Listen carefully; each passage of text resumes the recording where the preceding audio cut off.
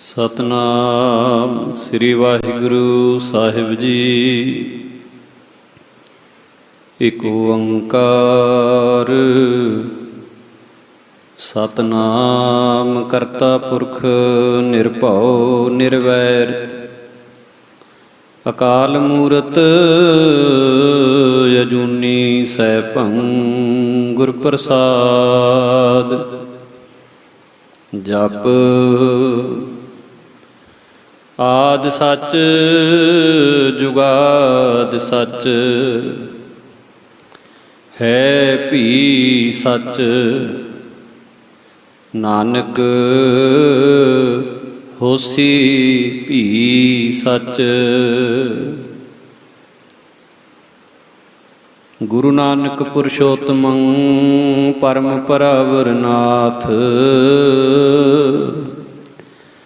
ਜੁਗਲ ਚਰਨ ਮਮ ਬੰਦਨਾ ਧਰ ਪਰ ਧਰ ਕਰ ਮਾਥ। ਜਿਥੈ ਬੈਸਨ ਸਾਧ ਜਨ ਸੋ ਥਾਨ ਸੁਹੰਦਾ।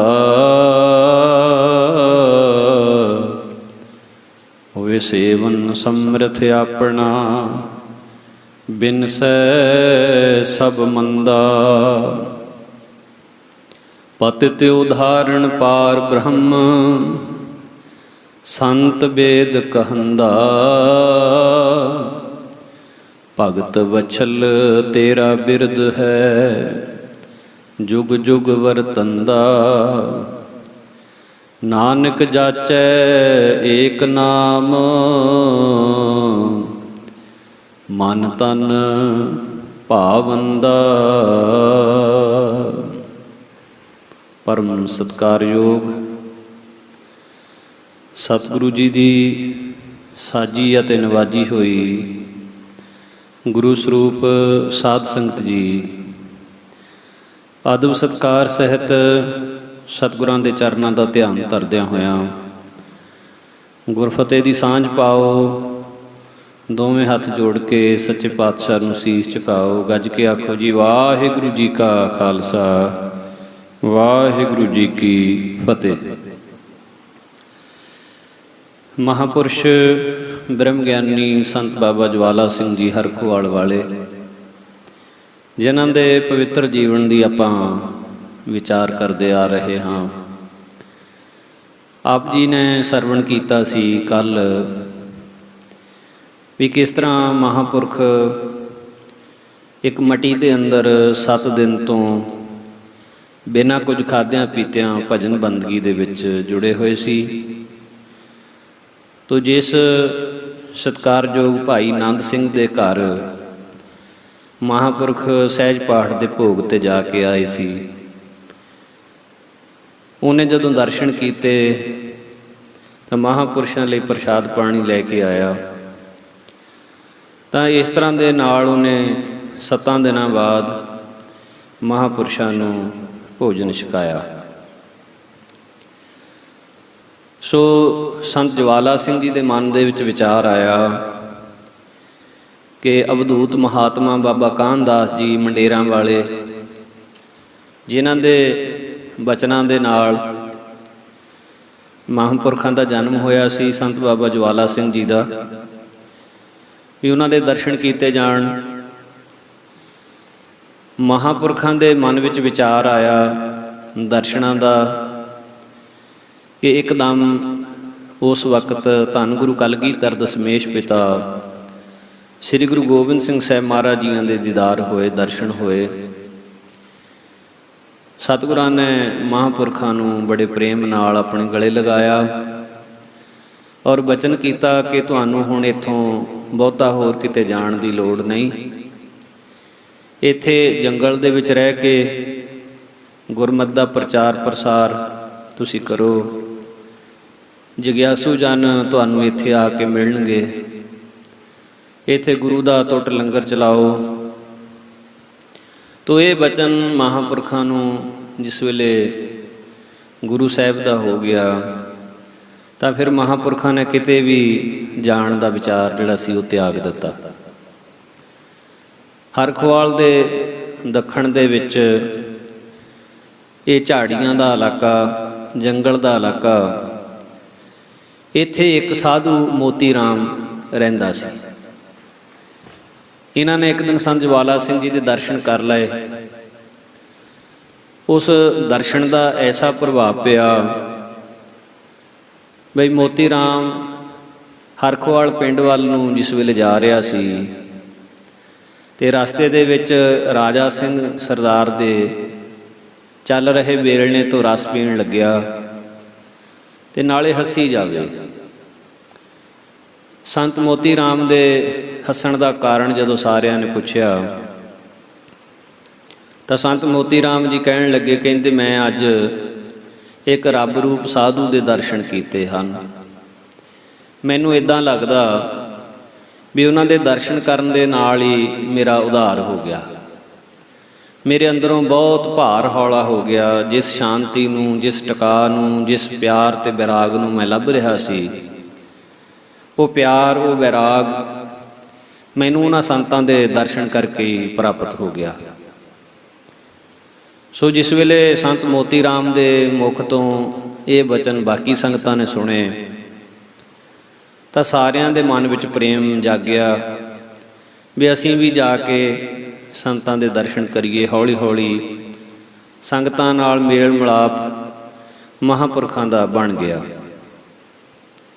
ਸੋ ਇਸ ਇਕਾਂਤ ਡਰਾਉਣੇ ਜੰਗਲ ਦੇ ਵਿੱਚ ਸੰਤ ਜਵਾਲਾ ਸਿੰਘ ਜੀ ਰਿਹਾ ਕਰਦੇ। ਅਚਿੰਤ ਮਿਲੇ ਸੋ ਖਾਏ ਅਨੁਸਾਰ ਜੋ ਵੀ ਪ੍ਰਸ਼ਾਦ ਪਾਣੀ ਆਉਂਦਾ ਛਕ ਛਕਾ ਲੈਂਦੇ।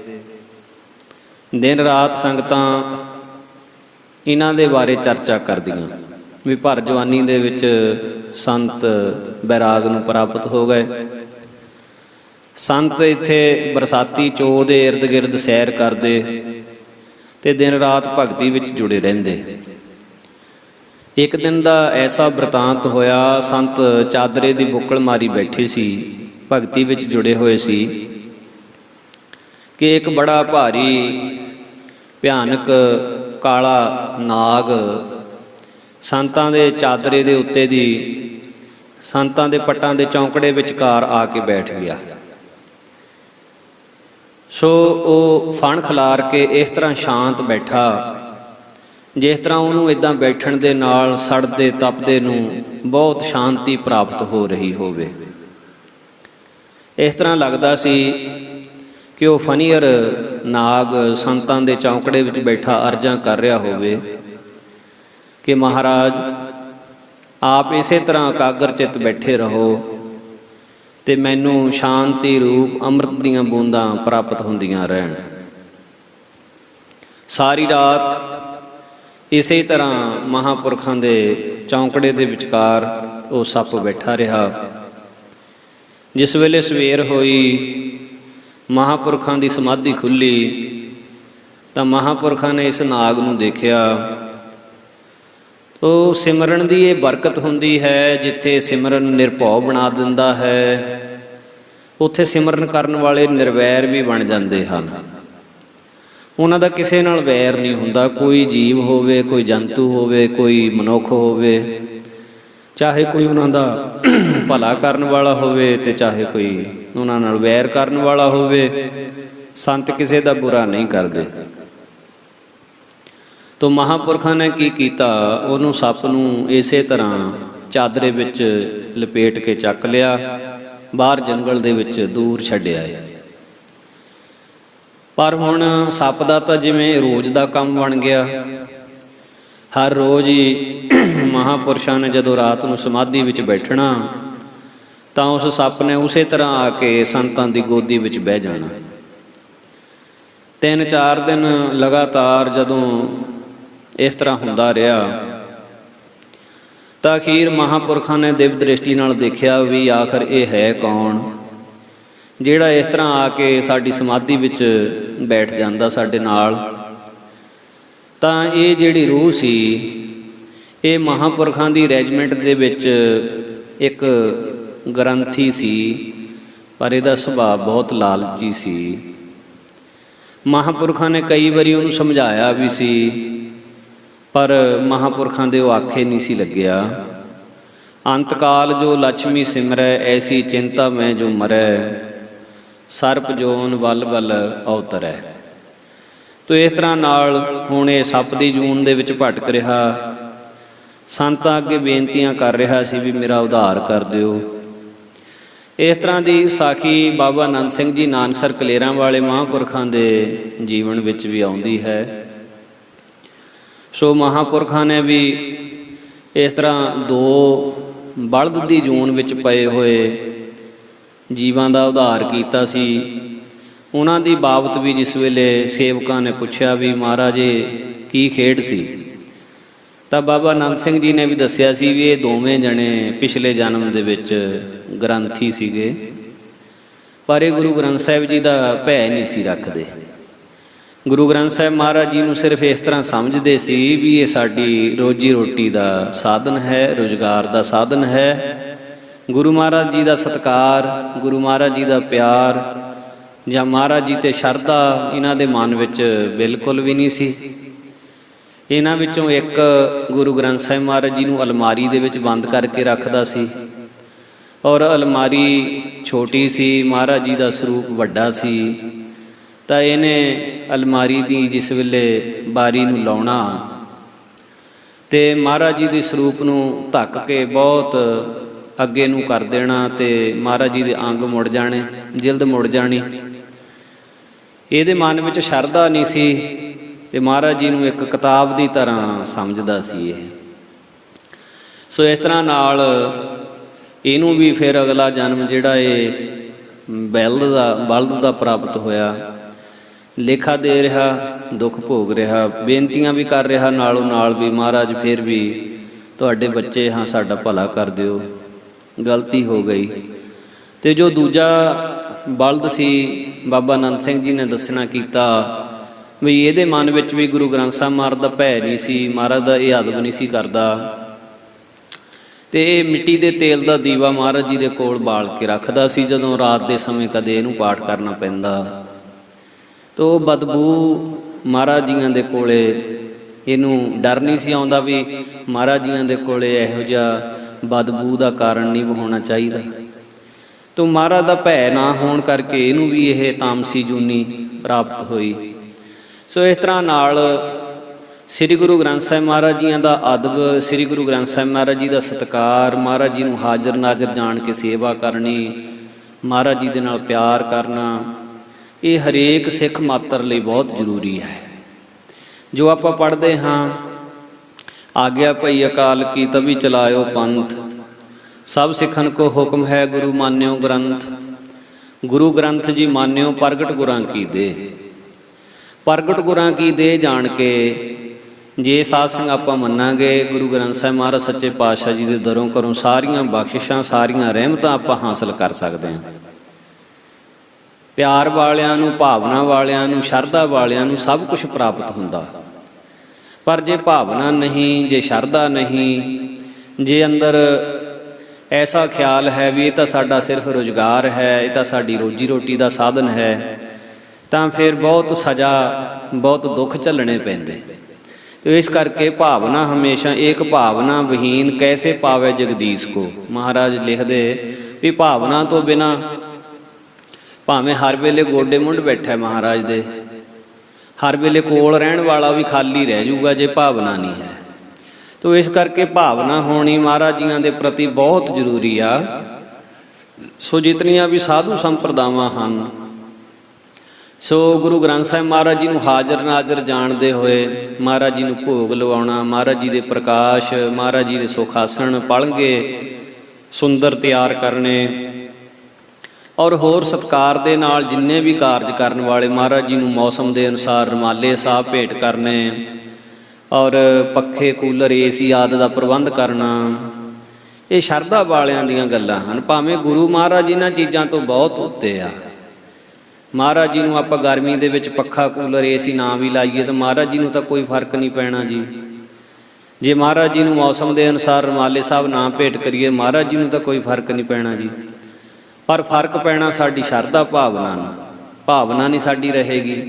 ਸੋ ਅੱਜ ਦਾ ਸਮਾਂ ਜੋ ਚੱਲ ਰਿਹਾ, ਜੋ ਨਾਸਤਕ ਬਿਰਤੀ ਵਾਲੇ ਲੋਕ, ਨਾਸਤਕ ਪ੍ਰਚਾਰ ਕਰਨ ਵਾਲੇ ਲੋਕ ਜਿਹੜੇ ਕਹਿੰਦੇ ਵੀ ਗੁਰੂ ਗ੍ਰੰਥ ਸਾਹਿਬ ਮਹਾਰਾਜ ਜੀ ਨੂੰ ਭੋਗ ਲਵਾਉਣ ਦੀ ਵੀ ਲੋੜ ਨਹੀਂ ਹੈ, ਦੇਗ ਨੂੰ ਭੋਗ ਲਵਾਉਣਾ ਜਾਂ ਲੰਗਰ ਨੂੰ ਭੋਗ ਲਵਾਉਣਾ, ਹੋਰ ਪਦਾਰਥ ਜਿੰਨੇ ਵੀ ਮਹਾਰਾਜ ਜੀ ਦੇ ਹਜ਼ੂਰ ਹਾਜ਼ਰ ਕਰਦੇ ਛਕਣ ਵਾਲੇ ਭੋਗ ਲਵਾਉਣਾ।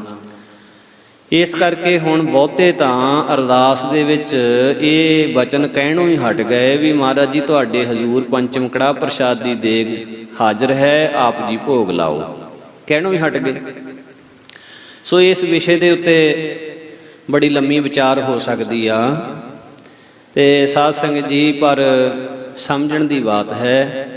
ਗੁਰੂ ਗ੍ਰੰਥ ਸਾਹਿਬ ਮਹਾਰਾਜ ਨੂੰ ਹਾਜ਼ਰ ਨਾਜ਼ਰ ਗੁਰੂ ਪਿਤਾ ਜਾਣ ਕੇ ਮਹਾਰਾਜ ਜੀ ਦੀ ਜਿੰਨੀ ਸੇਵਾ ਕਰ ਲਈਏ।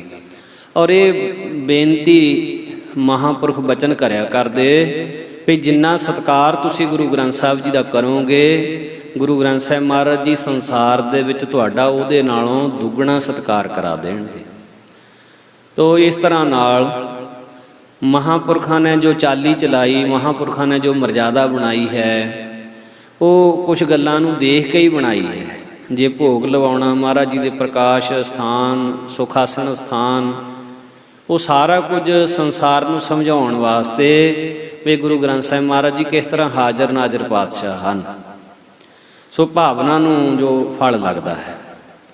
ਸੋ ਇਸ ਤਰ੍ਹਾਂ ਜੋ ਆਪਾਂ ਮਹਾਂਪੁਰਖਾਂ ਦਾ ਜੀਵਨ ਵਿਚਾਰ ਰਹੇ ਹਾਂ, ਬਈ ਉਹ ਸੱਪ ਦੀ ਜੂਨ ਵਿੱਚ ਪਏ ਹੋਏ ਉਸ ਗ੍ਰੰਥੀ ਦਾ ਫਿਰ ਸੰਤ ਬਾਬਾ ਜਵਾਲਾ ਸਿੰਘ ਜੀ ਮਹਾਰਾਜ ਨੇ ਉਧਾਰ ਕੀਤਾ। ਆਪਣੀ ਚਾਦਰ ਪਾੜੀ, ਉਹਨੂੰ ਟੋਆ ਪੱਟ ਕੇ ਚਾਦਰ ਪਾ ਕੇ ਦੱਬਿਆ, ਉਹਦੇ ਕੋਲ ਬੈਠ ਕੇ ਜਪਜੀ ਸਾਹਿਬ ਦਾ ਪਾਠ ਕੀਤਾ ਤੇ ਉਹਨੂੰ ਸਦਗਤੀ ਪ੍ਰਦਾਨ ਕੀਤੀ। ਸੋ ਇਸ ਤਰ੍ਹਾਂ ਮਟੀ ਦੇ ਵਿੱਚ ਰਹਿੰਦਿਆਂ ਜਿਉਂ-ਜਿਉਂ ਸਮਾਂ ਬੀਤਦਾ ਜਾ ਰਿਹਾ ਸੀ, ਤਿਉਂ-ਤਿਉਂ ਸੰਗਤਾਂ ਦੀ ਆਵਾਜਾਈ ਵੀ ਵੱਧਦੀ ਜਾ ਰਹੀ ਸੀ। ਇਸ ਸਮੇਂ ਦੌਰਾਨ ਸੂਬੇਦਾਰ ਕਰਮ ਸਿੰਘ, ਉਹਨਾਂ ਦੀ ਧਰਮ ਪਤਨੀ ਬੀਬੀ ਪੂਰਨ ਕੌਰ, ਇਹਨਾਂ ਦਾ ਵੀ ਸੰਤਾਂ ਦੇ ਨਾਲ ਬਹੁਤ ਦਿਲੀ ਪ੍ਰੇਮ ਬਣ ਗਿਆ। ਇਸ ਤਰ੍ਹਾਂ ਹੌਲੀ ਹੌਲੀ ਇਹ ਜੋ ਮਟੀ ਸੀ ਡੇਰੇ ਦਾ ਰੂਪ ਧਾਰਨ ਕਰਦੀ ਜਾ ਰਹੀ ਸੀ। ਸੋ ਡੇਰੇ ਵਿੱਚ ਕਈ ਵਸਤੂਆਂ ਦੀ ਜ਼ਰੂਰਤ ਵੀ ਵੱਧਦੀ ਜਾ ਰਹੀ ਸੀ। ਸੋ ਮਾਇਆ ਦਾ ਵੀ ਹਿਸਾਬ ਕਿਤਾਬ ਰੱਖਣ ਲਈ ਕਰਮ ਸਿੰਘ ਬਹੁਤ ਚਿਰ ਫਿਰ ਆਪਣੀ ਡਿਊਟੀ ਨਿਭਾਉਂਦੇ ਰਹੇ ਸ਼੍ਰੀਮਾਨੀ। ਇਹਨਾਂ ਨੇ ਪਿੰਡ ਹਰਖੋਵਾਲ ਇੱਕ ਦੁਕਾਨ ਖੋਲ੍ਹੀ ਹੋਈ ਸੀ। ਡੇਰੇ ਵਿੱਚ ਜੇ ਕਿਸੇ ਵੀ ਵਸਤੂ ਦੀ ਲੋੜ ਪੈਂਦੀ ਤਾਂ ਭਾਈ ਕਰਮ ਸਿੰਘ ਉੱਥੋਂ ਤੁਰੰਤ ਡੇਰੇ ਪਹੁੰਚਦੀ ਕਰਦਾ। ਸ਼ਰਧਾਲੂਆਂ ਦੀ ਗਿਣਤੀ ਵੱਧਦੀ ਗਈ, ਸੰਤਾਂ ਦਾ ਵੀ ਆਪਣੇ ਪਿਆਰਿਆਂ ਨਾਲ ਸਨੇਹ ਵੱਧਦਾ ਗਿਆ।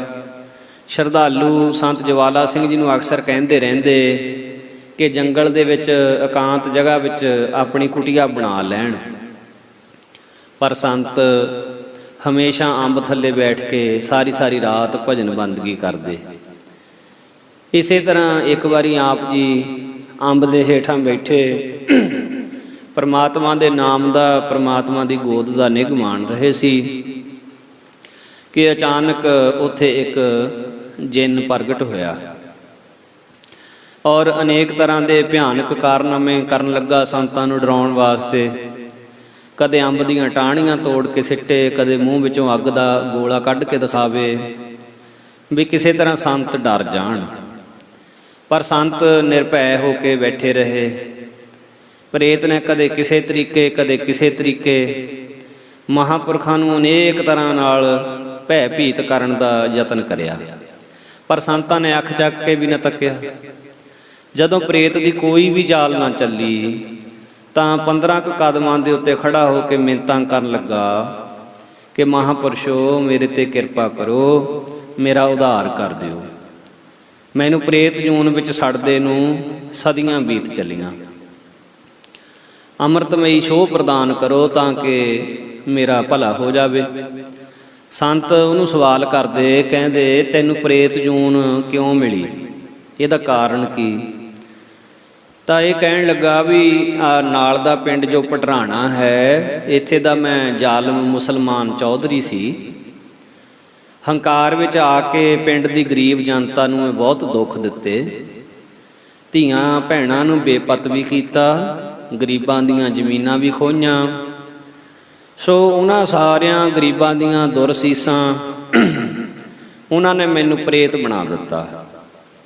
ਤੋ ਹੁਣ ਤੁਸੀਂ ਕਿਰਪਾ ਕਰੋ, ਬਹੁਤ ਸਮਾਂ ਹੋ ਗਿਆ ਮੈਨੂੰ ਦੁੱਖ ਭੋਗਤੇ ਨੂੰ, ਮੈਂ ਭੁੱਲਣਹਾਰ, ਮੈਨੂੰ ਬਖਸ਼ ਲਓ। ਇਸ ਅੰਬ ਤੇ ਰਹਿੰਦੇ ਮੈਨੂੰ ਕਈ ਚਿਰ ਹੋ ਗਿਆ।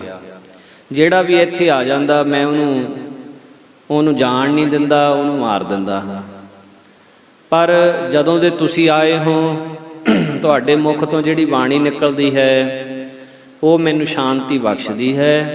ਅਤੇ ਹੁਣ ਮੈਨੂੰ ਪੂਰਾ ਯਕੀਨ ਹੈ ਵੀ ਜੇ ਤੁਸੀਂ ਮੇਰੇ 'ਤੇ ਕਿਰਪਾ ਕਰ ਦਿਓਗੇ ਤਾਂ ਮੇਰਾ ਭਾਰ ਉਤਾਰਾ ਹੋ ਜਾਏਗਾ। ਸੰਤ ਤਾਂ ਹਮੇਸ਼ਾ ਹੀ ਦਿਆਲੂ ਹੁੰਦੇ ਨੇ। ਪੰਚਮ ਪਾਤਸ਼ਾਹ ਮਹਾਰਾਜ ਸੁਖਮਨੀ ਸਾਹਿਬ ਦੇ ਵਿੱਚ ਵਚਨ ਕਰਦੇ ਨੇ, ਸੰਤ ਕਿਰਪਾਲ ਕਿਰਪਾ ਜੇ ਕਰੈ, ਨਾਨਕ ਸੰਤ ਸੰਗ ਨਿੰਦਕ ਭੀ ਤਰੈ। ਸੰਤ ਦੋਖੀ ਕਾ ਥਾਉ ਕੋ ਨਾਹੈ, ਨਾਨਕ ਸੰਤ ਭਾਵੈ ਤਾਂ ਓਏ ਭੀ ਗਤ ਪਾਹੇ। संत की निंदा दोख मह दोख, नानक संत भावै ता उसका भी होए मोख। संत के दोखी को अवर न राखन हार, नानक संत भावै ता लए उबार। संत ज्वाला सिंह जी शरण आए दी लाज रखण वास्ते ਇਹਦੀ ਪ੍ਰੇਤ ਜੂਨ ਕੱਟਣ ਲਈ ਵਿਚਾਰ ਬਣਾ ਲਿਆ ਸੰਤਾਂ ਨੇ। ਸੰਤ ਅੰਬ ਦੇ ਹੇਠੋਂ ਉੱਠ ਕੇ ਤੁਰ ਪਏ ਤਾਂ ਪ੍ਰੇਤ ਘਬਰਾ ਕੇ ਬੋਲਿਆ, ਹਜੂਰ ਕਿੱਥੇ ਚੱਲੇ? ਮਹਾਂਪੁਰਸ਼ ਕਹਿੰਦੇ, ਅੰਮ੍ਰਿਤ ਵੇਲਾ ਹੋ ਗਿਆ, ਅਸੀਂ ਆਪਣੇ ਨਿਯਮ ਅਨੁਸਾਰ ਇਸ਼ਨਾਨ ਕਰਕੇ ਆਏ। ਤਾਂ ਉਹਨੇ ਬੇਨਤੀ ਕੀਤੀ, ਜੇ ਹੁਕਮ ਹੋਵੇ ਤਾਂ ਹਜੂਰ ਦਾ ਇਸ਼ਨਾਨ ਮੈਂ ਕਰਾ ਦਿਆਂ। ਤਾਂ ਮਹਾਂਪੁਰਖ ਕਹਿੰਦੇ ਵੀ ਇਹ ਕਿਸ ਤਰ੍ਹਾਂ? ਕਹਿੰਦਾ ਜੀ ਨੇੜੇ ਹੀ ਹਰਖਵਾਲ ਦੀ ਹੱਦ ਦੇ ਵਿੱਚ ਇੱਕ ਹਲਟ ਹੈ, ਉੱਥੇ ਚੱਲੀਏ, ਮੈਂ ਹਲਟ ਗੇੜਾਂਗਾ ਤੇ ਤੁਸੀਂ ਇਸ਼ਨਾਨ ਕਰ ਲਓ। ਤਾਂ ਮਹਾਂਪੁਰਖ ਨਾਲ ਚਲੇ ਗਏ। ਉਸ ਰਾਤ ਫਿਰ ਪ੍ਰੇਤ ਨੇ ਹਲਟ ਚਲਾਇਆ ਤੇ ਮਹਾਂਪੁਰਖਾਂ ਨੇ ਇਸ਼ਨਾਨਾ ਸੋਧਿਆ। ਸੋ ਮਹਾਂਪੁਰਸ਼ਾਂ ਦੀ ਬੰਦਗੀ ਦਾ ਪ੍ਰਤਾਪ ਸੀ, ਕ੍ਰਿਸ਼ਮਾ ਸੀ। ਭੂਤ ਪ੍ਰੇਤ ਵੀ ਉਹਨਾਂ ਦੀ ਗੁਲਾਮੀ ਕਰਦੇ ਤੇ ਜੂਨ ਕਟਵਾਉਣ ਲਈ ਤੜਫ ਰਹੇ। ਤੋ ਇਸ ਤਰ੍ਹਾਂ ਨਾਲ ਜਦੋਂ ਸੰਤਾਂ ਨੇ ਇਸ਼ਨਾਨ ਕਰ ਲਿਆ ਤਾਂ ਪ੍ਰੇਤ ਨੂੰ ਮਹਾਰਾਜ ਕਹਿਣ ਲੱਗੇ, ਹੁਣ ਤੂੰ ਸਾਡੇ ਸਾਹਮਣੇ ਆ ਕੇ ਬੈਠ। ਸਾਹਮਣੇ ਬਿਠਾ ਲਿਆ। ਪਹਿਲਾਂ ਮਹਾਰਾਜ ਜੀ ਨੇ ਜਪਜੀ ਸਾਹਿਬ ਦੀ ਬਾਣੀ ਪੜ੍ਹੀ, ਫਿਰ ਮਹਾਂਪੁਰਸ਼ਾਂ ਨੇ ਸੁਖਮਨੀ ਸਾਹਿਬ ਪੜ੍ਹਿਆ। ਤੇ ਜਿਸ ਵੇਲੇ ਸੁਖਮਨੀ ਸਾਹਿਬ ਦੀਆਂ ਅੰਤਮ ਤੁਕਾਂ ਚੱਲ ਰਹੀਆਂ ਸੀ, ਸਭ ਤੇ ਊਚ ਤਾ ਕੀ ਸੋਭਾ ਬਣੀ, ਨਾਨਕ ਇਹ ਗੁਣ ਨਾਮ ਸੁਖਮਨੀ। ਮਹਾਂਪੁਰਖਾਂ ਨੇ ਸੁਖਮਨੀ ਸਾਹਿਬ ਦਾ ਭੋਗ ਪਾ ਕੇ ਅਰਦਾਸ ਕੀਤੀ ਤੇ ਉਸ ਪ੍ਰੇਤ ਦੇ ਭਲੇ ਵਾਸਤੇ ਪਰਮੇਸ਼ਰ ਦੇ ਚਰਨਾਂ 'ਚ ਬੇਨਤੀ ਕੀਤੀ। ਜਿਸ ਵੇਲੇ ਅਰਦਾਸ ਸੰਪੂਰਨ ਹੋਈ, ਉਹ ਪ੍ਰੇਤ ਉਡਾਰੀ ਮਾਰ ਕੇ ਬਹਿਸ਼ਤ ਨੂੰ ਚਲਿਆ ਗਿਆ। ਮਹਾਂਪੁਰਖਾਂ ਨੇ ਮੁੱਖੋਂ ਬਚਨ ਗੁਰਬਾਣੀ ਦਾ ਕੀਤਾ, ਪ੍ਰੇਤੋਂ ਕੀ ਤੋਨ ਦੇਵਤਾ ਤਿਨ ਕਰਨੈ ਹਾਰੈ। ਸੋ ਇਹ ਅਕਾਲ ਪੁਰਖ ਦੇ ਸ਼ੁਕਰਾਨੇ ਦੇ ਨਾਲ ਸੀਸ ਮਹਾਂਪੁਰਖਾਂ ਨੇ ਝੁਕਾਇਆ। ਸੋ ਇਸ ਤਰ੍ਹਾਂ ਨਾਲ ਮਹਾਂਪੁਰਖ ਜੋ ਵੀ ਸ਼ਰਨ ਆਉਂਦਾ ਉਸ ਦਾ ਭਲਾ ਕਰਦੇ। ਪਟਰਾਣਾ ਨਿਵਾਸੀ ਭਾਈ ਚੂੜ ਸਿੰਘ, ਇਹ ਵੀ ਪੂਰਨ ਗੁਰਸਿੱਖ ਸੀ। ਸੋ ਇਸ ਦੇ ਪਰਿਵਾਰ ਦੇ ਵਿੱਚ ਅਨੇਕ ਤਰ੍ਹਾਂ ਦੇ ਦੁੱਖ ਕਸ਼ਟ ਆਏ। ਸੋ ਮਹਾਂਪੁਰਖਾਂ 'ਤੇ ਇਸ ਦਾ ਬਹੁਤ ਪਿਆਰ ਸ਼ਰਧਾ ਭਾਵਨਾ ਰੱਖਦਾ ਸੀ ਮਹਾਂਪੁਰਸ਼ਾਂ 'ਤੇ ਇਹ। ਸੋ ਇਸ ਤਰ੍ਹਾਂ ਨਾਲ ਇਹਨਾਂ ਦੇ ਪਰਿਵਾਰ ਵਿੱਚੋਂ ਮਾਈ ਮਾਲਣ, ਜੋ ਕਿ ਨਾਮਧਾਰੀ ਮਹਾਂਪੁਰਖ ਬਾਬਾ ਰਾਮ ਸਿੰਘ ਜੀ ਨਾਮਧਾਰੀ, ਉਹਨਾਂ ਦੀ ਸੇਵਕ ਸੀ, ਸ਼ਰਧਾਲੂ ਸੀ। ਨਾਮਧਾਰੀ ਸੰਪਰਦਾ ਦੇ ਨਾਲ ਪਿਆਰ ਸੀ ਉਸ ਮਾਈ ਮਾਲਣ ਦਾ। ਜਦੋਂ ਉਹ ਸੰਤਾਂ ਦੇ ਦਰਸ਼ਨ ਕਰਨ ਆਈ, ਦਰਸ਼ਨ ਕਰਦਿਆਂ ਸਾਰ ਉਹਨੂੰ ਮਹਾਂਪੁਰਖ ਬਾਬਾ ਜਵਾਲਾ ਸਿੰਘ ਜੀ ਦੇ ਦਰਸ਼ਨ ਨਾ ਹੋਏ, ਮਹਾਂਪੁਰਖਾਂ ਦੇ ਥਾਂ ਬਾਬਾ ਰਾਮ ਸਿੰਘ ਦੇ ਬੈਠਿਆਂ ਦੇ ਪ੍ਰਤੱਖ ਦਰਸ਼ਨ ਹੋਏ।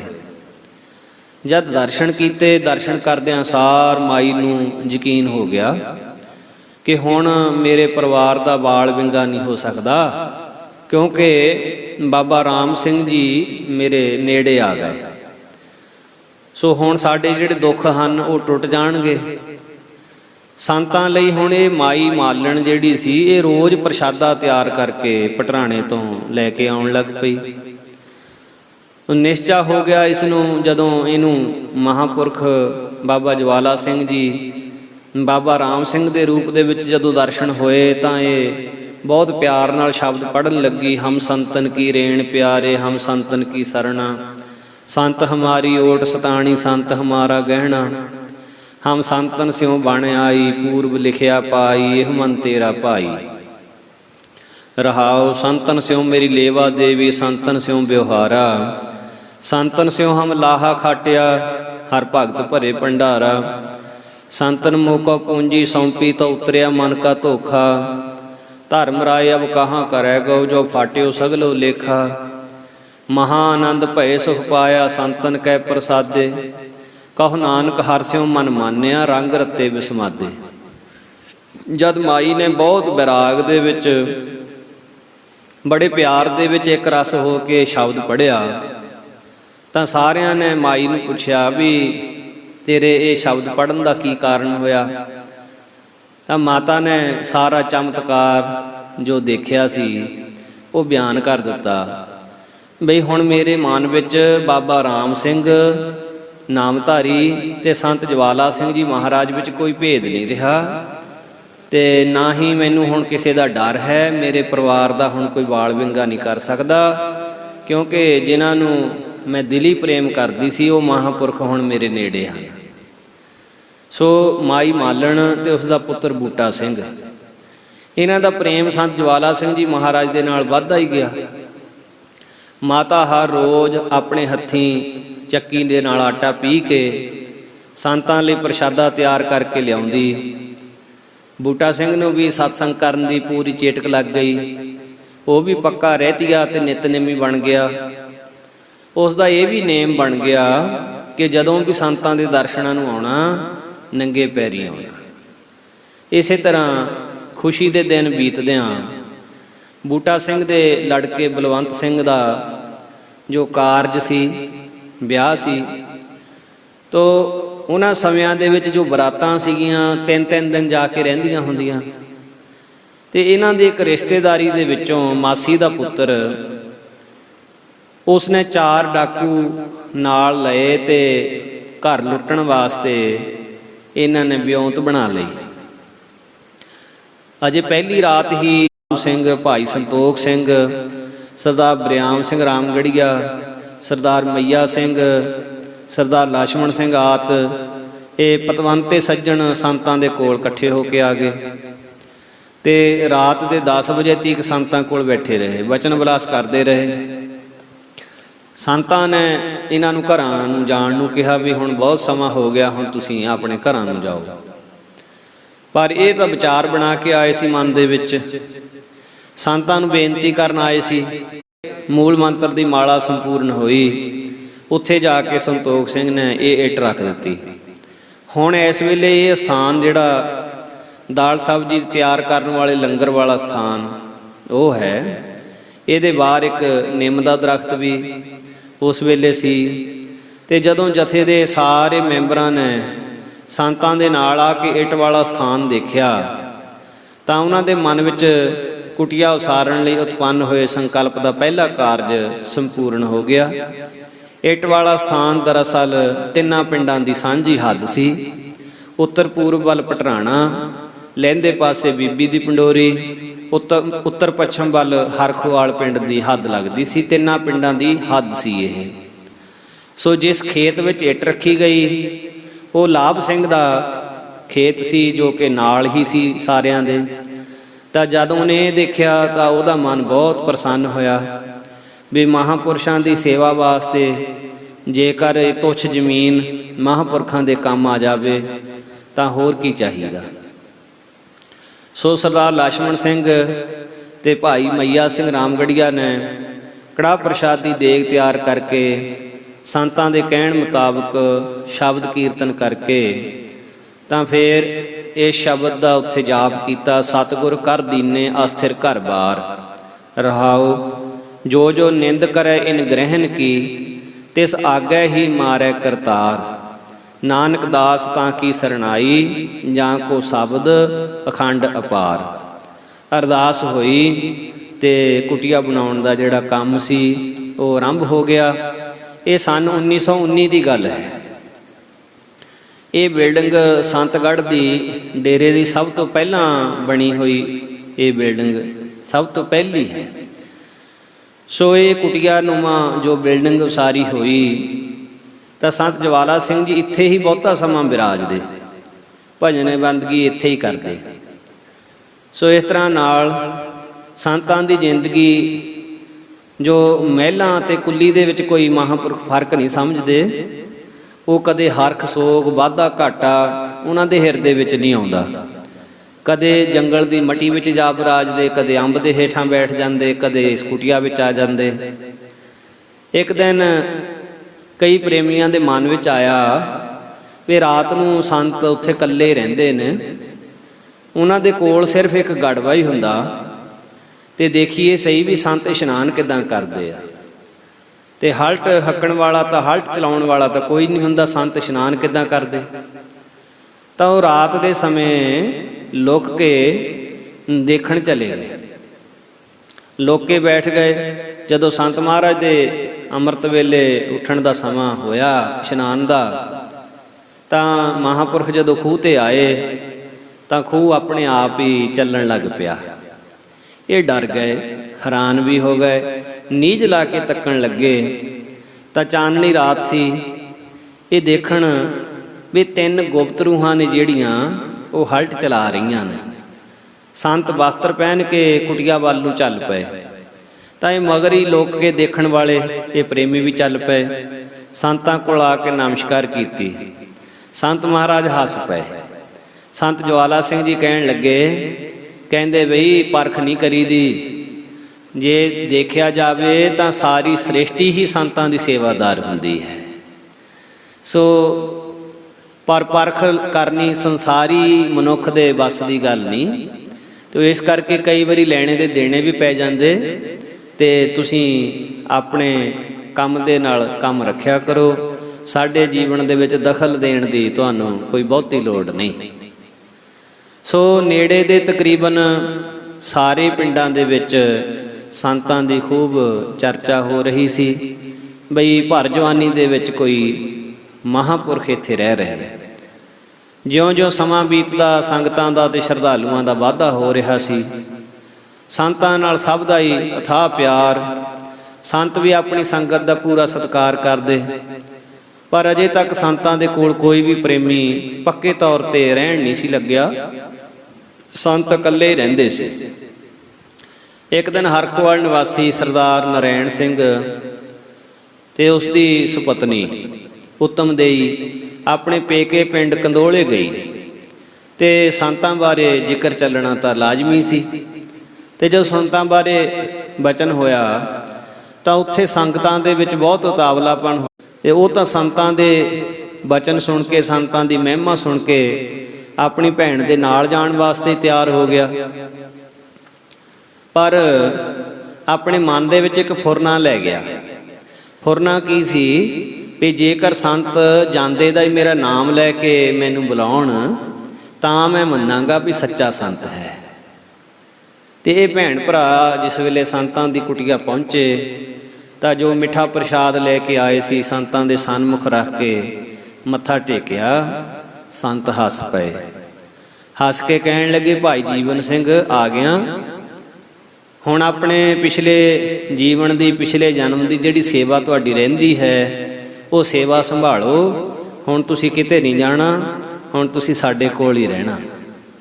ਤਾਂ ਸੰਤਾਂ ਦੇ ਅੰਤਰਜਾਮਤਾ ਵਾਲੇ ਵਚਨ ਜਿਸ ਵੇਲੇ ਜੀਵਨ ਸਿੰਘ ਨੇ ਸੁਣੇ ਤਾਂ ਉਹ ਗਦਗਦ ਹੋ ਗਿਆ।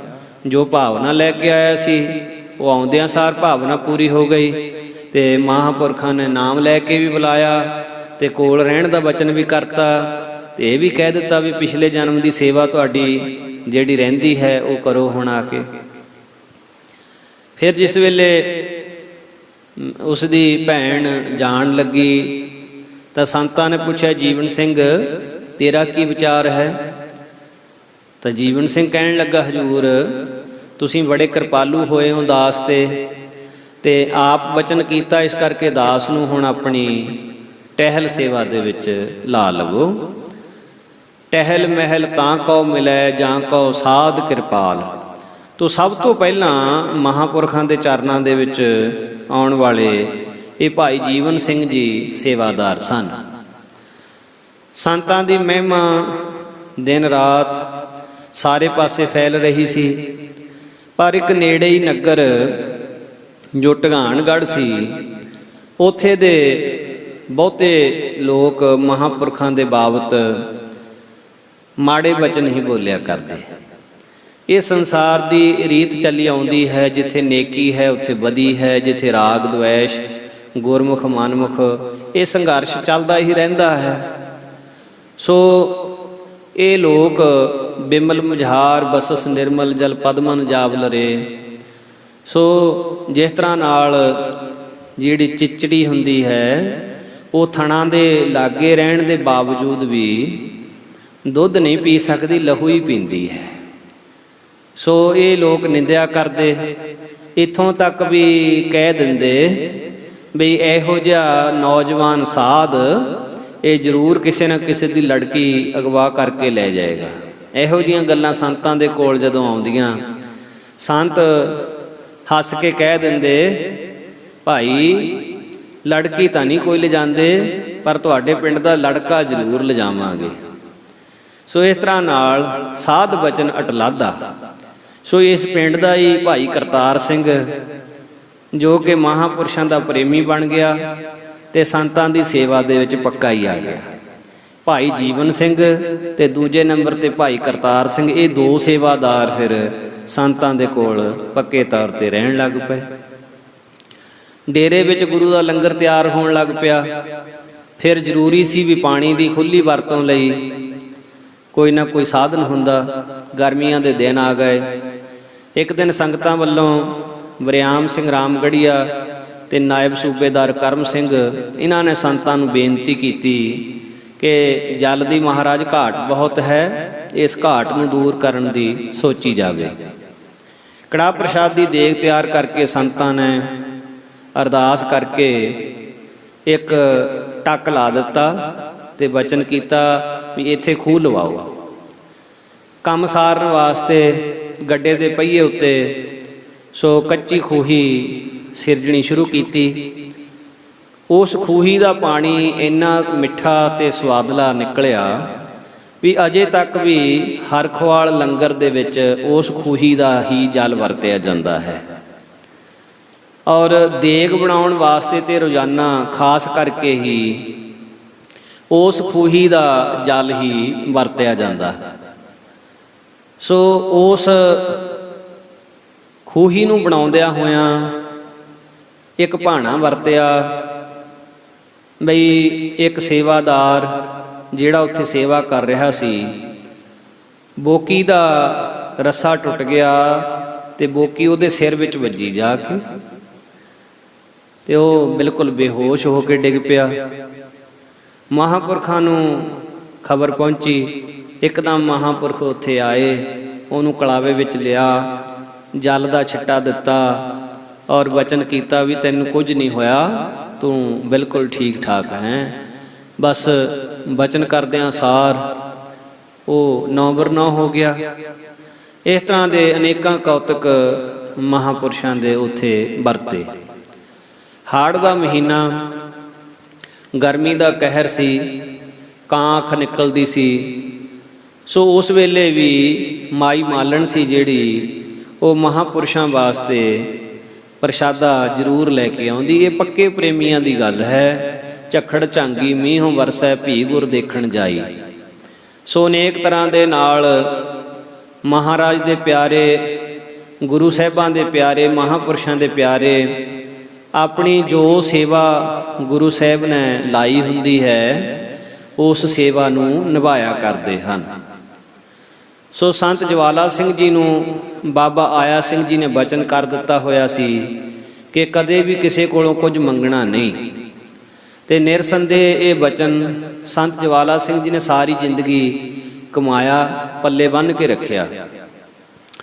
ਹੈਰਾਨੀ ਦੀ ਗੱਲ ਇਹ ਸੀ ਬਈ ਮਹਾਂਪੁਰਖਾਂ ਨੇ ਤਾਂ ਇਹ ਬਚਨ ਨਿਭਾਉਣਾ ਹੀ ਸੀ, ਪਰ ਮਹਾਂਪੁਰਖਾਂ ਦੇ ਜਿਹੜੇ ਸੰਗੀਆਂ ਨੇ ਵੀ ਇਸ ਬਚਨ ਦਾ ਜਾਣਕਾਰੀ ਜਿਨ੍ਹਾਂ ਨੂੰ ਹੋਈ, ਉਹਨਾਂ ਨੇ ਵੀ ਇਹ ਬਚਨ ਨਿਭਾਇਆ।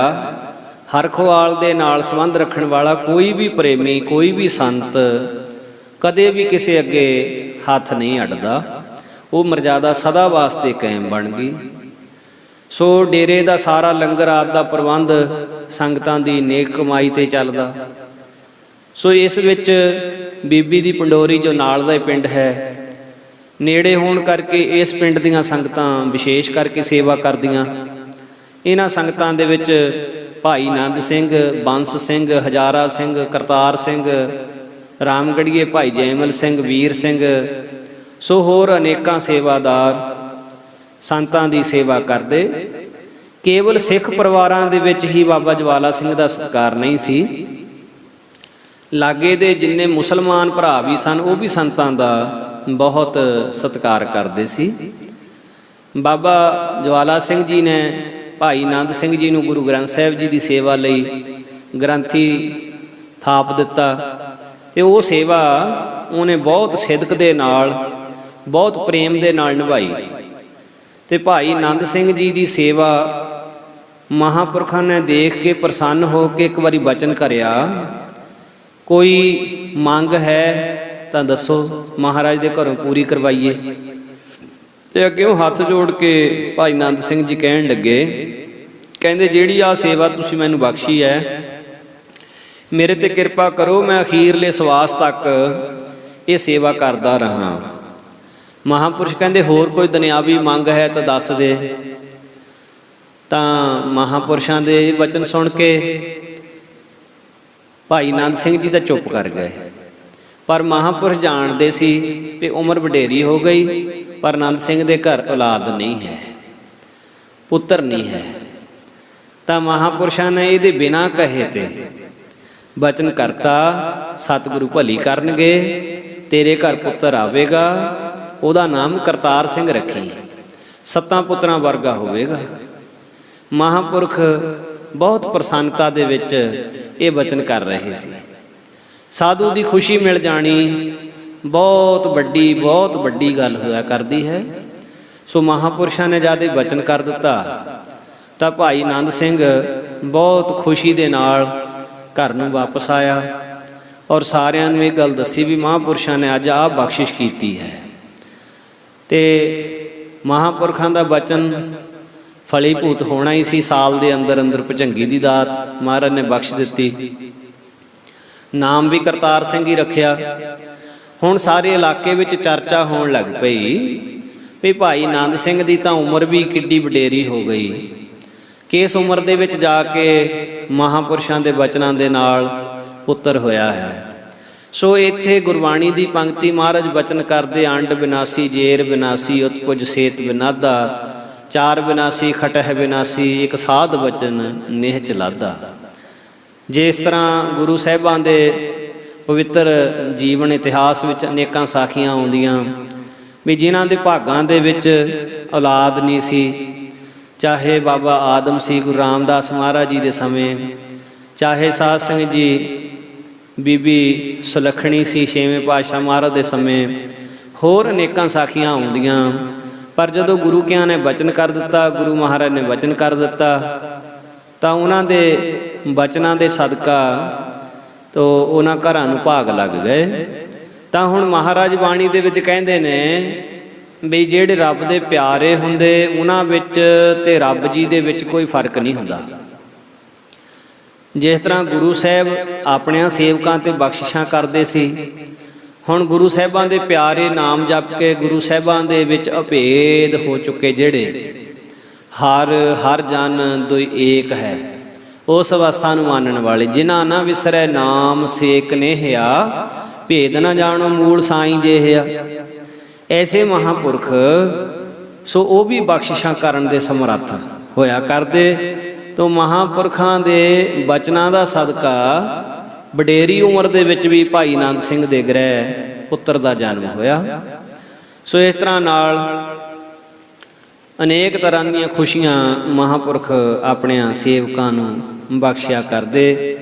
ਮਿਸਤਰੀ ਵੀਰ ਸਿੰਘ, ਇਹਨੂੰ ਵੀ ਬਿਪਤਾ ਦੇ ਸਮੇਂ ਇੱਕ ਸਮੇਂ ਮਹਾਂਪੁਰਖਾਂ ਨੇ ਬਚਾਇਆ, ਦਰਸ਼ਨ ਦਿੱਤੇ ਔਰ ਨਾਲ ਹੋ ਕੇ ਆਪਣੇ ਸੇਵਕ ਦੀ ਰੱਖਿਆ ਕੀਤੀ।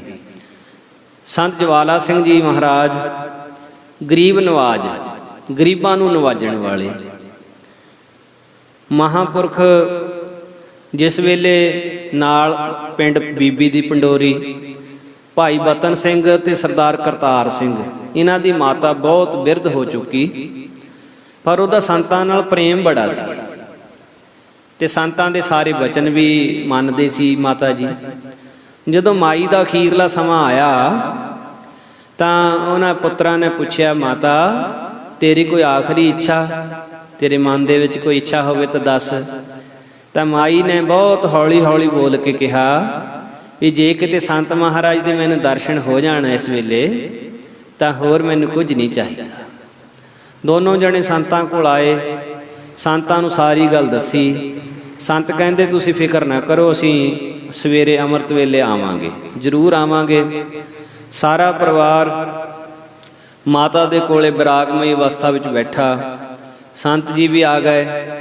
ਅੰਮ੍ਰਿਤ ਵੇਲੇ ਦਾ ਸਮਾਂ, ਹੱਥ ਦੇ ਵਿੱਚ ਬਾਂਸ ਦਾ ਖੂੰਡਾ ਫੜਿਆ ਹੋਇਆ, ਦੂਜੇ ਹੱਥ ਵਿੱਚ ਪਾਣੀ ਦਾ ਗੜਵਾ, ਤੇ ਮਾਈ ਟਿਕਟਕੀ ਲਾ ਕੇ ਸੰਤਾਂ ਨੂੰ ਦੇਖ ਰਹੀ। ਤਾਂ ਸੰਤ ਮਹਾਰਾਜ ਬਹੁਤ ਪਿਆਰ ਦੇ ਨਾਲ ਕਹਿੰਦੇ, ਮਾਤਾ ਹੁਣ ਚਾਲਾ ਪਾਉਣ ਦਾ ਸਮਾਂ ਹੋ ਗਿਆ, ਹੁਣ ਕੂਚ ਕਰੋ, ਇਹ ਸੰਸਾਰ ਸਦਾ ਥਿਰ ਰਹਿਣ ਵਾਲਾ ਨਹੀਂ। ਇੰਨੇ ਬਚਨ ਕਹਿਣ ਦੀ ਦੇਰ ਸੀ ਕਿ ਮਹਾਂਪੁਰਸ਼ਾਂ ਦੇ ਬਚਨਾਂ ਦੇ ਨਾਲ ਹੀ ਉਸ ਮਾਈ ਦਾ ਜਿਹੜਾ ਰੂਹ ਸੀ, ਮਾਈ ਦੀ ਰੂਹ, ਉਹ ਭੌਰ ਉਡਾਰੀ ਮਾਰ ਗਿਆ। ਸੋ ਮਾਤਾ ਸੱਚਖੰਡ ਚਲੀ ਗਈ। ਪਰਿਵਾਰ ਨੂੰ ਭਾਣਾ ਮੰਨਣ ਦਾ ਉਪਦੇਸ਼ ਮਹਾਂਪੁਰਖਾਂ ਨੇ ਦਿੱਤਾ। ਵਾਹਿਗੁਰੂ ਦੇ ਜਾਪ ਦੇ ਵਿੱਚ ਲੀਨ ਹੋਣ ਅਤੇ ਸੋਗ ਨਾ ਮਨਾਉਣ ਦਾ ਮਹਾਂਪੁਰਖਾਂ ਨੇ ਵਚਨ ਕੀਤਾ। ਸੋਗ ਨਹੀਂ ਕਰਨਾ, ਵਾਹਿਗੁਰੂ ਦੇ ਭਾਣੇ ਦੇ ਵਿੱਚ ਇਹ ਜਿਹੜਾ ਸਾਰਾ ਕੁਝ ਹੋਇਆ ਹੈ। ਸੋ ਇਸ ਤਰ੍ਹਾਂ ਨਾਲ ਸਾਧ ਸੰਗਤ ਸੰਤ ਬਾਬਾ ਜਵਾਲਾ ਸਿੰਘ ਜੀ ਆਪਣਾ ਸਮਾਂ ਬਿਤਾ ਰਹੇ ਔਰ ਸੰਗਤਾਂ ਦਾ ਭਲਾ ਕਰ ਰਹੇ ਸੀ। 1919 ਦੀ ਸਰਦ ਰੁੱਤ ਬੀਤ ਗਈ। ਪਤਝੜ ਨੇ ਆਪਣਾ ਰੰਗ ਬੰਨ੍ਹਿਆ ਹੋਇਆ ਸੀ। ਸਾਰੀ ਬਨਸਪਤੀ ਰੁੰਡ ਮੁੰਡ ਸੰਨਿਆਸੀ ਦਿਗੰਬਰ ਵਾਂਗੂ ਦਿਖਾਈ ਦੇ ਰਹੀ ਸੀ। ਥੋੜ੍ਹੇ ਦਿਨਾਂ ਦੇ ਵਿੱਚ ਰੁੰਡ ਮੁੰਡ ਬਨਸਪਤੀ ਹਰਿਆਲੀ ਦੀ ਭਾਅ ਮਾਰਨ ਲੱਗ ਪਈ। ਬਸੰਤ ਦੇ ਦਿਨ ਆ ਗਏ, ਰੰਗ ਬਰੰਗੇ ਫੁੱਲ ਖਿੜਨ ਲੱਗੇ, ਅੰਬਾਂ ਤੇ ਨਵਾਂ ਜੋਬਨ ਆਉਣ ਲੱਗਿਆ, ਕਣਕਾਂ ਨਿਸਰ ਗਈਆਂ। ਜ਼ਿਮੀਂਦਾਰ ਫਸਲਾਂ ਦੀ ਸਹੀ ਸਲਾਮਤੀ ਲਈ ਅਰਦਾਸਾਂ ਕਰ ਰਹੇ ਸੀ। ਬਾਗਵਾਨ ਆਪਣੇ ਬਾਗਾਂ ਨੂੰ ਤੱਕ ਕੇ ਖੁਸ਼ ਹੋ ਰਹੇ ਸੀ। ਸੋ ਇਸ ਤਰ੍ਹਾਂ ਦਾ ਸਮਾਂ ਸੀ। ਤੇ ਜਿਸ ਤਰ੍ਹਾਂ ਬਚਨ ਹੈ, ਕਬੀਰ ਜਿਸ ਮਰਨੇ ਤੇ ਜਗ ਡਰੇ ਮੇਰੇ ਮਨ ਆਨੰਦ। ਕੋਈ ਨਾ ਕੋਈ ਬਹਾਨਾ ਬਣਦਾ। ਤੋ ਮਹਾਂਪੁਰਖ ਬਾਬਾ ਆਇਆ ਸਿੰਘ ਜੀ, ਸੰਤ ਬਾਬਾ ਜਵਾਲਾ ਸਿੰਘ ਜੀ ਦੇ ਜੋ ਗੁਰਦੇਵ ਮਹਾਂਪੁਰਖ ਸਨ, ਉਹਨਾਂ ਨੇ ਸੰਸਾਰ ਤੋਂ ਜਾਣ ਦੀ ਖੇਡ ਬਣਾਈ ਔਰ ਆਪਣਾ ਸਰੀਰ ਤਿਆਗ ਦਿੱਤਾ। ਮਹਾਂਪੁਰਖ ਬਿਲਕੁਲ ਵਚਨ ਕਰਕੇ ਤੇ ਸੰਗਤ ਦੇ ਵਿੱਚ ਚਾਦਰਾ ਲੈ ਕੇ ਲੰਮੇ ਪੈ ਗਏ। ਅਖੀਰ ਵੇਲੇ ਸਿਰਫ ਇੱਕ ਵਾਹਿਗੁਰੂ ਦੀ ਆਵਾਜ਼ ਉਹਨਾਂ ਦੇ ਮੁਖ ਤੋਂ ਸਾਰਿਆਂ ਨੇ ਸੁਣੀ। 28 ਅੱਸੂ ਸੰਨ 1919 ਈਸਵੀ ਮਹਾਂਪੁਰਖ ਜੋਤੀ ਜੋਤ ਸਮਾ ਗਏ। ਸੰਤਾਂ ਦੇ ਸਰੀਰ ਨੂੰ ਪੂਰੀ ਸਾਜ ਧਜ ਦੇ ਨਾਲ ਭਵਾਨ ਵਿੱਚ ਬਿਰਾਜਮਾਨ ਕਰਕੇ ਗੁਰੂ ਗ੍ਰੰਥ ਸਾਹਿਬ ਦੀ ਹਜ਼ੂਰੀ 'ਚ ਅਰਦਾਸਾ ਸੋਧ ਕੇ ਨਸ਼ਹਿਰੇ ਤੋਂ ਪਿੰਡ ਸੈਦੂ ਲੈ ਕੇ ਆਏ, ਜਿੱਥੇ ਬਾਬਾ ਕਰਮ ਸਿੰਘ ਜੀ ਜੋਤੀ ਜੋਤ ਸਮਾਏ ਸੀ। ਇਸ ਭਵਾਨ ਨੂੰ ਨਮਸਕਾਰ ਕਰਕੇ ਅਰਦਾਸ ਕੀਤੀ ਤੇ ਖੈਰਾਬਾਦ ਲਿਆ ਕੇ ਮਹਾਰਾਜ ਦੇ ਸਰੀਰ ਨੂੰ ਇੱਕ ਤਖਤ ਪੋਸ਼ ਤੇ ਸਥਾਪਨ ਕੀਤਾ, ਇਸ਼ਨਾਨ ਕਰਾਇਆ। ਤੇ ਇਸ ਤਰ੍ਹਾਂ ਨਾਲ ਫਿਰ ਮਹਾਂਪੁਰਖਾਂ ਦਾ ਜੋ ਸਰੀਰ ਸੀ ਉਹ ਜਲ ਪ੍ਰਵਾਹ ਕੀਤਾ ਗਿਆ। ਹੁਣ ਬਾਬਾ ਜਵਾਲਾ ਸਿੰਘ ਜੀ ਤੇ ਹਰਖਵਾਲ ਸਨ ਤੇ ਬਾਬਾ ਆਇਆ ਸਿੰਘ ਜੀ ਹੋਤੀ ਮਰਦਾਨ, ਜੋ ਅੱਜ ਕੱਲ੍ਹ ਪਾਕਿਸਤਾਨ ਦੇ ਵਿੱਚ ਹੈ, ਉੱਥੇ। ਪਰ ਮਹਾਂਪੁਰਖ ਅੰਦਰਲੀਆਂ ਤਾਰਾਂ ਜੁੜੀਆਂ ਹੋਈਆਂ ਤੇ ਮਹਾਂਪੁਰਖਾਂ ਨੂੰ ਜਦੋਂ ਇਹ ਪਤਾ ਲੱਗਿਆ ਦਿਵ ਦ੍ਰਿਸ਼ਟੀ ਨਾਲ ਵੀ ਮੇਰੇ ਗੁਰਦੇਵ ਸਰੀਰ ਦਾ ਤਿਆਗ ਕਰ ਗਏ, 3 ਦਿਨ ਮਹਾਂਪੁਰਖ ਆਪਣੀ ਕੁਟੀਆ ਦੇ ਅੰਦਰ ਬੈਠੇ ਰਹੇ, ਨਾ ਬਾਹਰ ਆਏ, ਨਾ ਕਿਸੇ ਨੂੰ ਮਿਲੇ। ਤੇ ਬਚਨ ਪੜਿਆ ਕਰਦੇ, ਜਿਸ ਪਿਆਰੇ ਸਿਉਨੇ ਹੋ ਤਿਸ ਆਗੈ ਮਰ ਚੱਲੀਐ, ਤ੍ਰਿਗ ਜੀਵਨ ਸੰਸਾਰ ਤਾਂ ਕਹਿ ਪਾਛੈ ਜੀਵਣਾ। ਵਿਛੋੜਾ ਸੁਣੇ ਦੁੱਖ ਵਿੰਡੇਠੇ ਮਰਿਓਦ, ਬਾਝ ਪਿਆਰੇ ਆਪਣੇ ਬਿਰਹੀ ਨਾ ਧੀਰੋਦ। ਸੰਤਾਂ ਦੀ ਅਜਿਹੀ ਦਸ਼ਾ ਜਦੋਂ ਇਲਾਕੇ ਦੀਆਂ ਸੰਗਤਾਂ ਨੇ ਦੇਖੀ, ਸੰਗਤ ਵੀ ਉਦਾਸ ਹੋ ਗਈ। ਸੰਤਾਂ ਨੂੰ ਸਾਰੇ ਕਹਿਣ ਲੱਗੇ ਕਿ ਮਹਾਰਾਜ ਆਪ ਜੀ ਤੋਂ ਬਿਨਾਂ ਅਸੀਂ ਕਿਸ ਕੰਮ ਦੇ ਹਾਂ। ਤਾਂ ਮਹਾਂਪੁਰਸ਼ ਕਹਿੰਦੇ ਵੀ ਐਂ ਕਰੋ ਵੀ ਸ੍ਰੀ ਅਖੰਡ ਪਾਠ ਸਾਹਿਬ ਆਰੰਭ ਕਰਨ ਦੀ ਤਿਆਰੀ ਕਰੋ। ਪਾਠ ਆਰੰਭ ਕਰਕੇ ਭੋਗ ਤੱਕ ਦੀਵਾਨ ਸਜੇ। ਤਿੰਨੇ ਦਿਨ ਸੰਤ ਸ੍ਰੀ ਗੁਰੂ ਗ੍ਰੰਥ ਸਾਹਿਬ ਮਹਾਰਾਜ ਜੀ ਦੇ ਇੱਕ ਪਾਸੇ ਬੈਠ ਕੇ ਬਾਣੀ ਸਰਵਣ ਕਰਦੇ ਰਹੇ। ਪਰ ਅਜੇ ਤੱਕ ਕਿਸੇ ਨੂੰ ਵੀ ਸੰਤਾਂ ਨੇ ਇਹ ਭੇਦ ਨਾ ਦੱਸਿਆ ਵੀ ਆਖਰ ਸਾਡੀ ਉਦਾਸੀ ਦਾ ਕਾਰਨ ਕੀ ਹੈ। ਅਖੀਰ ਅਰਦਾਸ ਕਰਨ ਵੇਲੇ ਜਦੋਂ ਅਰਦਾਸੀਆ ਸਿੰਘ ਪੁੱਛਣ ਲੱਗਿਆ, ਮਹਾਰਾਜ ਅਰਦਾਸ ਕਿਸ ਤਰ੍ਹਾਂ ਕਰਨੀ ਹੈ, ਤਾਂ ਉਸ ਵੇਲੇ ਸੰਤ ਬਾਬਾ ਜਵਾਲਾ ਸਿੰਘ ਜੀ ਕਹਿਣ ਲੱਗੇ ਕਿ ਸਾਡੇ ਗੁਰਦੇਵ ਬਾਬਾ ਆਇਆ ਸਿੰਘ ਜੀ ਜੋਤੀ ਜੋਤ ਸਮਾ ਗਏ ਹਨ, ਉਹਨਾਂ ਦੇ ਜੋਤੀ ਜੋਤ ਸਮਾਉਣ ਦੀ ਅਰਦਾਸ ਕਰਨੀ ਹੈ, ਜੋ ਕਿ ਸਰੀਰਕ ਤੌਰ 'ਤੇ ਸਾਨੂੰ ਸਦੀਵੀ ਵਿਛੋੜਾ ਦੇ ਗਏ, ਪਰਮਾਤਮਾ ਦੀ ਗੋਦ ਵਿੱਚ ਜਾ ਵਿਰਾਜੇ ਹਨ। ਸੋ ਅਰਦਾਸ ਇਹ ਕਰਨੀ ਹੈ ਕਿ ਜੋ ਉਹ ਅਸੂਲ ਜੋ ਸਾਨੂੰ ਜੀਵਨ ਬਖਸ਼ ਕੇ ਗਏ ਹਨ, ਉਹ ਸ਼ਬਦ ਸਰੂਪ ਦੇ ਨਾਲ ਸਾਨੂੰ ਜੋੜੀ ਰੱਖਣ, ਇਹ ਬੇਨਤੀ ਕਰਨੀ ਹੈ। ਤਾਂ ਉਸ ਵੇਲੇ ਫਿਰ ਸੰਗਤ ਨੂੰ ਪਤਾ ਲੱਗਿਆ ਕਿ ਮਹਾਂਪੁਰਖਾਂ ਦੇ ਉਦਾਸ ਹੋਣ ਦਾ ਕਾਰਨ ਕੀ ਸੀ। ਸੋ ਇਸ ਤਰ੍ਹਾਂ ਦੇ ਨਾਲ ਸੰਤਾਂ ਦਾ ਜੀਵਨ ਬੜੀ ਪਵਿੱਤਰਤਾ ਵਾਲਾ ਜੀਵਨ, ਪਿਆਰ ਦਾ ਭਰਿਆ ਹੋਇਆ ਜੀਵਨ। ਸੋ ਪਿੰਡ ਬੀਬੀ ਦੀ ਪੰਡੋਰੀ ਦੇ ਜਗੀਰਦਾਰ ਸਰਦਾਰ ਦਲੀਪ ਸਿੰਘ, ਉਹਦੇ ਛੋਟੇ ਭਰਾ ਸਰਦਾਰ ਗੁਰਦਿਆਲ ਸਿੰਘ ਇੱਕ ਦਿਨ ਸੰਤਾਂ ਕੋਲ ਆਏ ਤੇ ਬੇਨਤੀ ਕਰਦਿਆਂ ਕਿਹਾ ਕਿ ਦਾਸ ਕੋਲ ਆਪ ਜੀ ਦੀ ਬਖਸ਼ਿਸ਼ ਦੇ ਨਾਲ ਇੱਕ ਵਧੀਆ ਅਰਾਕੀ ਘੋੜਾ ਹੈ, ਜਦੋਂ ਵੀ ਆਪ ਜੀ ਦਾ ਹੁਕਮ ਹੋਵੇ ਹਾਜ਼ਰ ਕਰ ਦਿੱਤਾ ਜਾਵੇਗਾ। ਕਿਉਂਕਿ ਬਾਣੀ ਦਾ ਫਰਮਾਨ ਹੈ, ਵਸਤੂਆਂ ਉਹੀ ਸਫਲ ਹਨ ਜੋ ਮਹਾਂਪੁਰਸ਼ਾਂ ਦੇ ਕੰਮ ਆ ਜਾਣ। ਤਿਨ ਕਾ ਖਾਧਾ ਪੈਦਾ ਮਾਇਆ ਸਭ ਪਵਿੱਤ ਹੈ, ਜੋ ਨਾਮ ਹਰ ਰਾਤੇ। ਤਿਨ ਕੇ ਘਰ ਮੰਦਰ ਮਹਿਲ ਸਰਾਈ ਸਭ ਪਵਿੱਤ ਹੈ, ਜਿਨੀ ਗੁਰਮੁਖ ਸੇਵਕ ਸਿੱਖ ਅਭਿਆਗਤ ਜਾਏ ਬਰਸਾਤੇ। ਤਿਨ ਕੇ ਤੁਰੇ ਜੀਨ ਖੁਰਗੀਰ ਸਭ ਪਵਿੱਤ ਹੈ, ਜਿਨੀ ਗੁਰਮੁਖ ਸਿੱਖ ਸਾਧ ਸੰਤ ਚੜ ਜਾਤੇ।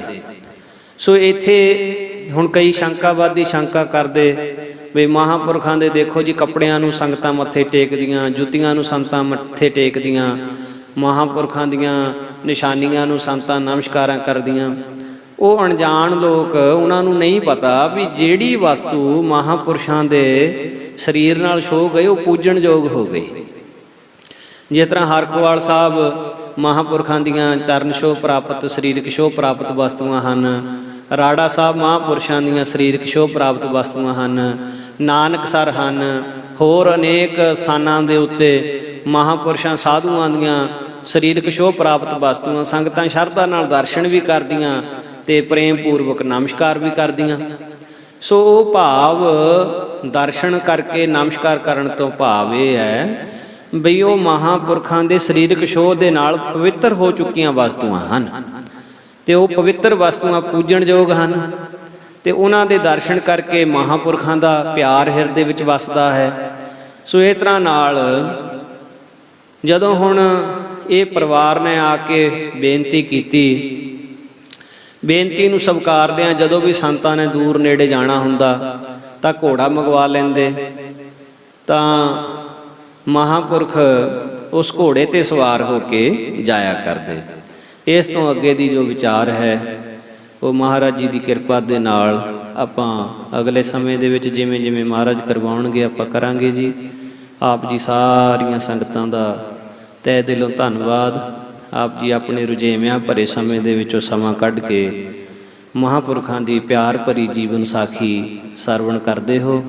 ਇਸੇ ਤਰ੍ਹਾਂ ਮਹਾਰਾਜ ਆਪਾਂ ਸਾਰਿਆਂ ਨੂੰ ਸਮਾਂ ਬਖਸ਼ਦੇ ਰਹਿਣ, ਹੋਈਆਂ ਬੇਅੰਤ ਭੁੱਲਾਂ ਦੀ ਮੁਆਫੀ ਬਖਸ਼ ਦੇਣੀ ਜੀ। ਅਰਦਾਸ ਕਰਨੀ ਸੱਚੇ ਪਾਤਸ਼ਾਹ ਦੇ ਚਰਨਾਂ 'ਚ ਵੀ ਮਹਾਰਾਜ ਸਾਨੂੰ ਜੋੜੀ ਰੱਖਣ ਜੀ ਸਾਰਿਆਂ ਨੂੰ। ਆਓ 2-4 ਮਿੰਟ ਜਿਹੜੇ ਰਹਿੰਦੇ ਨੇ ਨਾਮ ਜਪ ਕੇ ਸਫਲੇ ਕਰੀਏ ਜੀ। ਵਾਹਿਗੁਰੂ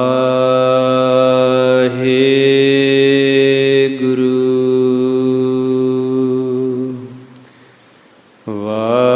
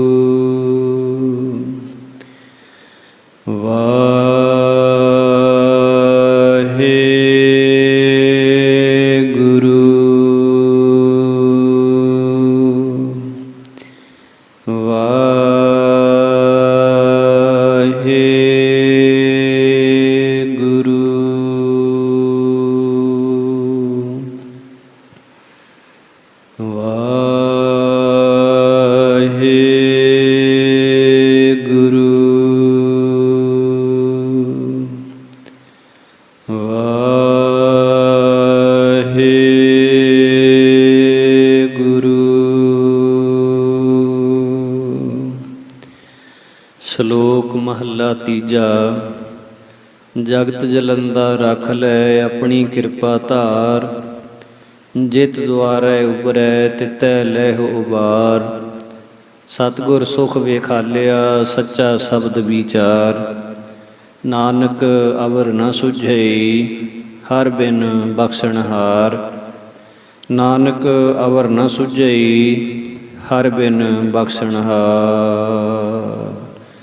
ਵਾਹਿਗੁਰੂ ਜੀ ਕਾ ਖਾਲਸਾ, ਵਾਹਿਗੁਰੂ ਜੀ ਕੀ ਫਤਿਹ।